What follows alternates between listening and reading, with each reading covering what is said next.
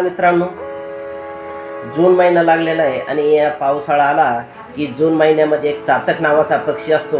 तो पक्षी जसा जून महिन्याच्या पहिल्या पावसाची वाट बघतोय, तसा शेतकरी सुद्धा आता आपल्या शेतीची कामं आवरून सनी आता चातकावानी पावसाची वाट बघतो.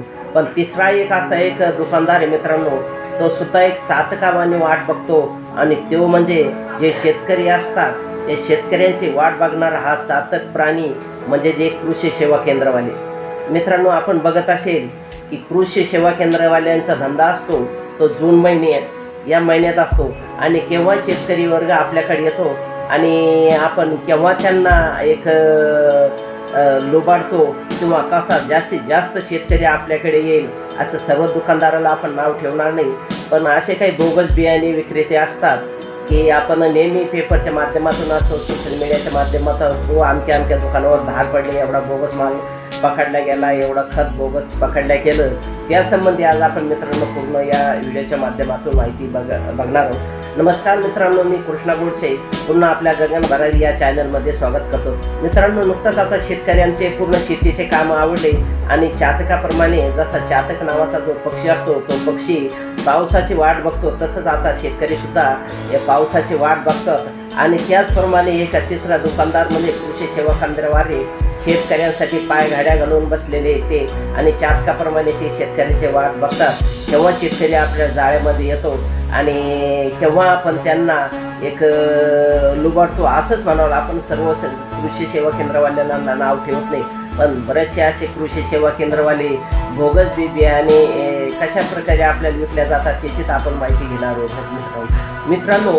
आपण बघत असलेलं मराठवाडा असेल, खानदेश असेल, विदर्भ असेल किंवा पश्चिम महाराष्ट्र असेल, वेगवेगळ्या भागामध्ये वेगवेगळ्या प्रकारचे बियाणे पेरणी शेतकरी करत असतात. मित्रांनो, पण मराठवाड्यामध्ये आपण जर बघितलं तर कापूस, सोयाबीन आणि मका, तूर या पिकाची लागवड खरीप हंगामात आपण मोठ्या प्रमाणात करीत असतो. मित्रांनो, पण बियाणे खरेदी करताना आपण कोणती काळजी घ्यायची, कोणती काळजी आपण घेतल्यानंतर आपली फसवणूक होणार नाही त्यासंबंधी आपण माहिती बघणार. मित्रांनो, आपण सुरुवातीला जर बघितलं असेल की बरेचसे असे लुबाडणूक करणारे जे कृषी सेवा केंद्रवाले असतात ते सक्रिय झालेले असतात, कारण त्यांना माहिती आहे हा शेतकरी आता भोळा भाबडा बिचारा असतो आणि बऱ्याचशा प्रमाणात अजून शेतकरी शिकलेला नाही आहे. त्यांना कुठं जरी पॅकिंग असते, पॅकिंगवर व्यवस्थितपणे त्या व्हॅलिडिटी त्याची नंबर किंवा एक्सपायरी डेट समजत नाही, त्यामुळं जुने बियाणे सुद्धा शेतकऱ्यांच्या माथी मारले जाते. म्हणून शेतकऱ्यांना माझी एक कळकळीची विनंती आहे की आपण मित्रांनो, जेव्हा आपण शेतीमध्ये काबड कष्ट करतो आणि मोठ्या कष्टानं आपण पिकवतो त्या ठिकाणी सुद्धा आपली फसवणूक होणे म्हणून योग्य प्रकारचं आपण बियाणं योग्य ज्या एक परवानाधारक दुकाने त्या दुकानदाराकडूनच आपण बियाणं खरेदी केलं पाहिजे. किंवा असं बी आपण बऱ्याच ठिकाणी बघतो मित्रांनो, काही असे भामटे लोक असतात की ते पुढं हातगाड्यावर बियाणं विकताना दिसतात आणि पाकिट असतं एकदम व्यवस्थित प्रकारे त्यांचं ते पाकिट असतं, त्याच्यावर तुमचा जो एखादा कोड नंबर असेल, व्हॅलिडिटी नंबर असेल, एक्सपायरी असेल, किंमत असेल, पण ते निवळ एक काळा बाजार म्हणून त्यांनी ते विकत असतात आणि आपण कमी किमतीला म्हणून त्याच्यात एक बळी पडतो. मित्रांनो, त्या ठिकाणी आपल्याला फसवणूक झालेली असते. मित्रांनो, आपण बियाणे खरेदी करत असताना नामांकित दुकानावरूनच बियाणे खरेदी केलेलं असतं, जेणेकरून आपली फसवणूक होणार नाही आणि तीळभर विकलं तर वीळभर उठतं हे असं एक आपली मन आहे, त्याप्रमाणे आपली फसवणूक होईल. आता जर आपण ते बियाणं जर डुप्लिकेट बियाणं जर खरेदी केलं मित्रांनो, तर ते केव्हा उठतं केव्हा नाही, तोपर्यंत पेरणीचा कालावधी निघून जातो आणि ते बियाणं सक्सेस होत नाही. त्यावेळेस आपलं ती जमीन असते, ती जमीन आपल्या माथी पडणे मित्रांनो आणि 5-6 महिन्यापर्यंत आपल्याला जमीन दुसरं रब्बीचा हंगाम येईपर्यंत काही पीक घेता येतो.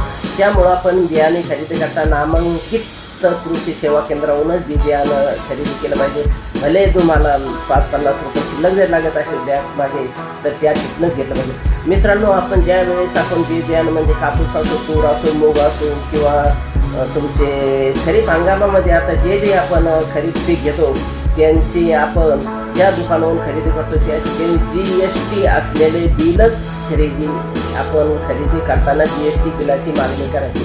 मित्रांनो, बरेचसे दुकानदार असतात की बाबा आपण GST वाचवला पाहिजे, तुम्हाला बी आम्ही 5-50 रुपये स्वस्त जात, पण ज्याचा GST या सरकारनं प्रत्येक खाण्यापिण्याच्या वस्तूपासून प्रत्येक वस्तूवर GST लागलेली आहे. मग ते GST वाचवण्यासाठी ते दुकानदार काय म्हणतात, आम्ही तुम्हाला एक साध्या कागदावर बिल बनवून देतो मित्रांनो, पण ते बिल तसलं घ्यायचं नाही. ज्यावर GST नंबर असेल तेच बिल आपण त्या ठिकाणी घ्यायचं. आणि त्या जो आपण पॅकिंगचा जो पुडा घेतो एखाद्या म्हणजे प्लॅस्टिक पन्नीमध्ये असेल किंवा एखाद्या कापडी बॅगमध्ये असेल, त्याचा व्यवस्थित आपण टॅग सीलबंद आहे की त्या ठिकाणी आपण जागेवरच चेक करून घ्यायचं. त्यावर आपल्याला कंपनीचं नाव असतं, पॅकिंगची डेट असते आणि एक्सपायरी डेट असते. ते सर्व त्या ठिकाणीच आपण घ्यायचं आणि पक्क GST असलेलं आपण बिल घ्यायचं. त्यावेळेस आपली फसवणूक होत नाही मित्रांनो. आणि तदनंतर आपण पुन्हा एक काळजी घ्यायची. ज्यावेळेस आपण तुम्ही उदाहरणार्थ तुम्ही कपाशीची बॅग घेतली असेल, ती कपाशीची बॅग तुम्ही तुमच्या शेतात योग्य प्रकारे लागवड केल्यानंतर जी बॅग असेल प्लॅस्टिकची, ती पन्नी असेल, ते पाऊच असेल, ते पाऊच तुम्ही आपल्याला व्यवस्थित प्रकारे समजून घ्यायचं. ज्या ठिकाणून तुम्ही त्या पॅकिंग फोडणार आहात, ते पाऊच फोडणार आहात, ज्या ठिकाणून तुमचं त्या ठिकाणी त्या कंपनीचं नाव नसेल किंवा काही एक्सपायरी डेट नसेल किंवा काही तिचं पॅकिंगची डेट नसेल, अशा साईटनं त्या ठिकाणून त्या बियाण्याची आपण फोडायचं आहे, जेणेकरून त्या पॅकिंगची कुठलीही माहिती त्याहून बुजणार नाही. ही काळजी प्रथम घ्यायची मित्रांनो. कारण ह्याच जे पॅकिंगचे पुढे असते तेच आपल्याला जर बियाणं योग्य प्रकारे आपल्या वावरात उगलं नाही तर तेच आपल्याला एक सबब म्हणून पुरवठा आपल्याकडे असतो. आणि ज्या वेळेस आपण आपलं बियाणे जर कदाचित उगलं नाही, आपली फसवणूक झाली जर असेल किंवा योग्य प्रकारे उत्पादन निघालं नसेल, तर आपण त्याची तक्रार दाखल करू शकतो. त्यासाठी आपल्याला जे काही GSTचं बिल योग्य कृषी सेवा केंद्रवाल्याला दिले असतं ते बिल जमवून ठेवायचं आहे. कारण ज्या वेळेस आपलं हे प्रकरण न्यायप्रविष्ट होईल त्यावेळेस आपल्याला या पक्क्या बिलाची GST नंबर असलेलं बिल आणि जे काही पाऊच असतं त्या पाऊच त्या ठिकाणी आपल्याला पाहिजे. ती तक्रार आपण कृषी सेवा केंद्रामार्फत, कृषी सेवा केंद्रवाले तर आपल्याला दाद देणार नाही, पण कृषी अधिकाऱ्यामार्फत आपण ती तक्रार दाखल करू शकतो. आणि तसा आपल्याला कायद्याला अधिकार दिलेले. आपली जर फसवणूक झाली असेल तर आपण योग्य प्रकारे न्याय मागू शकतो. मित्रांनो, आपले जर फसवणूक झाली असेल तर आपल्याला जिल्हा ग्राहक मंच हे जिल्हास्तरीय एक छोटंसं कोर्ट असतं आणि त्या ठिकाणी आपलं याची तक्रार दाखल करू शकतो. आणि कमी दिवसात आपल्याला त्या ठिकाणी तर ते प्रकरण असतात, कोर्टात चालू असतात 10, 20, 25 वर्ष. तसल्या प्रकारे अगदी एकदम 12 महिन्यात ते 1 वर्षाच्या ते 1.5 वर्षाचा आपल्याला त्या ठिकाणी न्याय मिळतो आणि योग्य नुकसान भरपाई त्या ठिकाणी मिळत असते. म्हणून शेतकऱ्यांनी प्रथमतः ज्या ठिकाणून आपण बियाणे खरेदी करतो मित्रांनो, त्यांची एक व्यवस्थित प्रकारे ज्या ठिकाणून बियाणे खरेदी त्याची पॅकिंग व्यवस्थित बघायची. अनधिकृत ठिकाणून बियाणे खरेदी करायचे नाही. बरेचसे भामटे लोक असतात की आम्ही कुठून तरी सेटलमेंट करून वेगळ्या पद्धतीनं माल येतात आणि आपली कंपनी एक म्हणजे कमी दरात बियाणं त्या ठिकाणी विकतात. त्यांच्या नादी लागायचे नाही, कारण आपली वर्षाची मित्रांनो मेहनत त्या ठिकाणी वायाला जाते.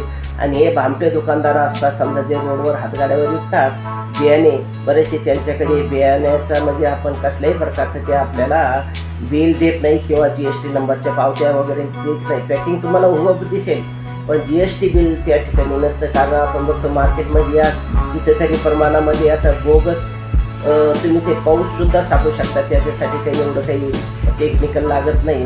त्यामुळं असे भामटे लोक असतात. या देशामध्ये सर्वसाधारण शेतकरी, भोळाभाबडा शेतकरी मित्रांनो असतो आणि कुठंतरी भरडलेला असतो आणि खूप जण खाजगी सावकारून पैसे काढून व्याजाला काढून खूपच स्वस्त तरी बियाणं मिळत असेल त्या दुकानावर जातो. तो GSTच्या पावतीसुद्धा मागत नाही आणि मग ते बियाण्यानंतर आपली फसगत होती मित्रांनो. त्यासाठी आपण नामांकितच अशा दुकानावरून बियाणं खरेदी करायचं ही सर्व शेतकरी बांधवांना. कारण आपण मी सुद्धा स्वतः शेतकरी हे माझीसुद्धा अशाच प्रकारे एक वेळेस फसवणूक झाली होती मित्रांनो.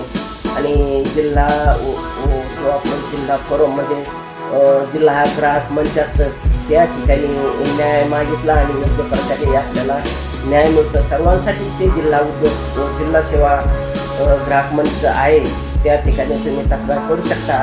त्यामुळं सुरुवातीला हात जोडून प्रत्येक माझ्या शेतकरी बांधवाला विनंती आहे की योग्य प्रमाणित अशा दुकानदाराकडूनच तुम्ही जे अधिकृत कृषी सेवा केंद्र आहे त्या ठिकाणून बियाणे खरेदी करा. त्याची पॅकिंग व्यवस्थित तपासा, GST नंबरच बिल घ्या. आणि शेतकरी आपण ज्या वेळेस पुडा फोडतो ज्यावेळेस आपण त्यातून बियाणं बाहेर काढतो त्या ठिकाणी कुठल्याही कंपनीचे नाव मिटल्या जाणार नाही, GST नंबरचं ते मिटल्या जाणार नाही, त्याची ती एक्सपायरी डेट व्हॅलिडिटी डेट ते बोलल्या जाणार नाही, किंमत बुजल्या जाणार नाही. म्हणजे आपण ती पॅकिंग फाडताना तर ही काळजी प्रथम आपण घ्या मित्रांनो. आणि आपल्यालासुद्धा आता सज्जन होणं जरुरी आहे. आणि एक मित्रांनो आपण जर बघितलं असेल की प्रत्येक ठिकाणी आता जे कृषी सेवा केंद्र आहे ते कृषी सेवा केंद्रवाले तुम्हाला पायघाड्या घालून बसलेले आहे. म्हणजे ज्याप्रमाणे मी सुरुवातीला सांगितलं चातर पक्षी जसे मृग नक्षत्रातल्या येणाऱ्या पावसाच्या पहिल्या थेंबाची वाट बघतो, शेतकरीसुद्धा एक मोठ्या पावसाचे मृग नक्षत्रात आपली लागवड होईल त्याची वाट बघतो. तसेच काही भामटे दुकानदार असतात, सर्वांना मी म्हणत नाही, पण काही काही लुबाडणूक करणारे असतात जे दुकानदार तुमचे पायघाड्या घालून वाट बघतात, तुम्हाला स्वस्त देऊ, स्वस्त खतं बियाणे देऊ, पण तुम्ही त्यांच्याकडून घ्या ते जर असेल, पण प्रथम अगोदर GST हे बिल घ्या, तेव्हाच तुमची फसवणूक होणार नाही. मित्रांनो, हा व्हिडिओ जास्तीत जास्त शेअर करा, जास्तीत जास्त शेतकऱ्यापर्यंत हा व्हिडिओ पोहोचा. शेतकऱ्यांनी हा व्हिडिओ बघितल्यानंतर खरंच आपली फसवणूक व्हायला नको आणि आपण योग्य अशा मान्यताकृत कृषी सेवा केंद्रावरूनच आपण बी बियाणे खरेदी करावं अशी सुद्धा त्यांना माहिती मिळेल. म्हणून एक जो हा व्हिडिओ मित्रांनो, हा व्हिडिओ प्रत्येक शेतकऱ्यापर्यंत पोहोचवा. तुमची फसवणूक होणार नाही आणि इतरांची सुद्धा फसवणूक तुमच्या या व्हिडिओ शेअर केल्यानंतर होणार नाही. मित्रांनो, एवढी तुम्ही काळजी घ्या. या व्हिडिओला लाईक करा, शेअर करा, सबस्क्राईब करा आणि मित्रांनो, हा व्हिडिओ तुम्हाला कसा वाटला त्याबद्दल कमेंटमध्ये माहिती द्या मित्रांनो. आणि हा व्हिडिओ जास्तीत जास्त लोकांपर्यंत शेअर करा. धन्यवाद मित्रांनो.